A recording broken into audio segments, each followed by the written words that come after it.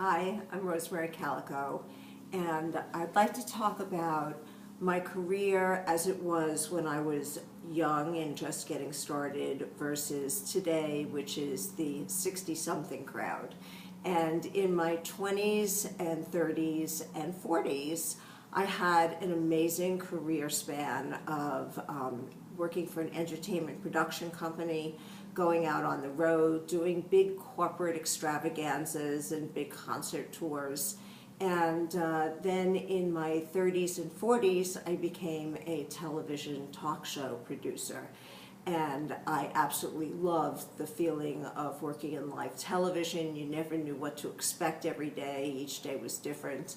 And then I transitioned over to a network that was called Court TV Network, where I did a series of public affairs shows aimed towards teenagers called Choices and Consequences, and I loved that as well.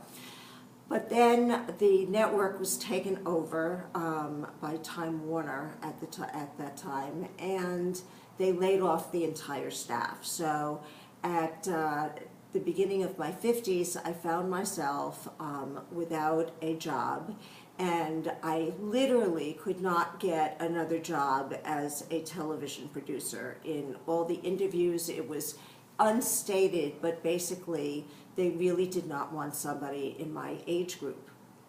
So all of a sudden my identity seemed to have vanished. It became, I didn't know how to identify myself if I wasn't working in the entertainment industry. And it was a time when I was really working through a state of depression, actually.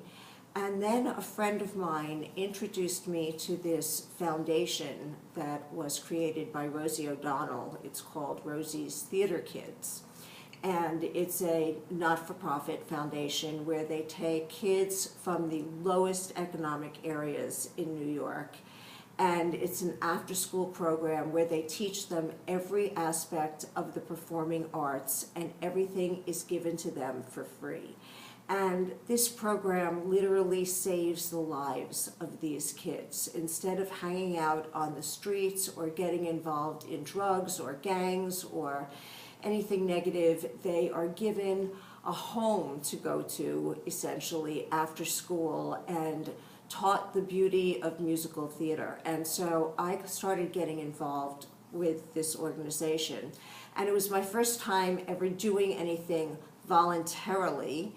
And I found that all of a sudden, getting outside of myself and not focusing on just me, but focusing on the kids, really started energizing me and making me feel that I was somebody of value, even if I wasn't bringing a paycheck home every week. And so that started growing into an unbelievable transition stage, and I'm still involved with them today. I love these kids. I love the organization. It's I think of them as my extended family. But the lady who introduced me to Rosie's Theater Kids, incidentally, was somebody involved in musical theater, and then she had quite a shocking life experience when her husband of 35 years had told her that he no longer wanted to be married. And in my helping her through her transition, she started writing musical comedic songs about the divorce process, which was completely surprising to me, since most people who undergo a traumatizing situation become very depressed. They have a nervous breakdown. They go to the therapist. They do all kinds of things that really don't help them. But instead, this woman started seeing things from the lighter side somehow, and started writing these musical comedic songs in different musical genres, and doing it just for other friends to make them laugh. And I saw that I think that a lot of women out there who are divorced and not feeling very good about themselves could relate to this and, you know, find a camaraderie in women getting together and doing something that says, you know what, at any age we can do something and still be great in doing it, whether we've got a man, whether we don't have a man, whether, you know, the key is to have girlfriends who support you. And so I've started producing this show as an off-Broadway musical comedy review, and we're in the throes of it right now.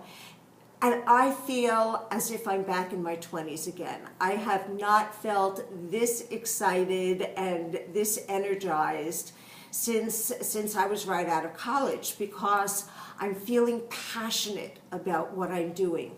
And so I realized it's finding the passion within yourself, whether it's working with children and mentoring them, or doing now for me, I'm doing both. I'm doing that, and this is a work project where I'm putting together a team of people who are all like-minded. The thing that unites us all is our passion for what we're doing, and the creativity of it and the fun of it. And the greatest thing is in our showcases when women come to me afterwards and say, thank you for helping me feel better about myself. I mean, that is the greatest reward I could ever seek. And so here I am in my 60+ years and doing something that is fulfilling, is something I'm passionate about.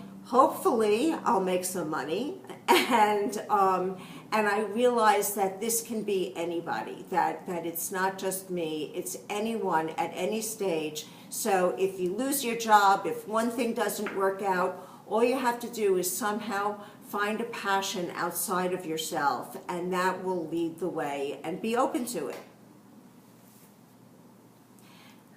And that's why I relate. When I heard the slogan, "Not Done Yet," I got really, really excited about it, because, you know, at our stage, if I tell you I walk into a room of women our age and everybody for some reason is wearing black, it's like we're in mourning for some reason. I don't understand that.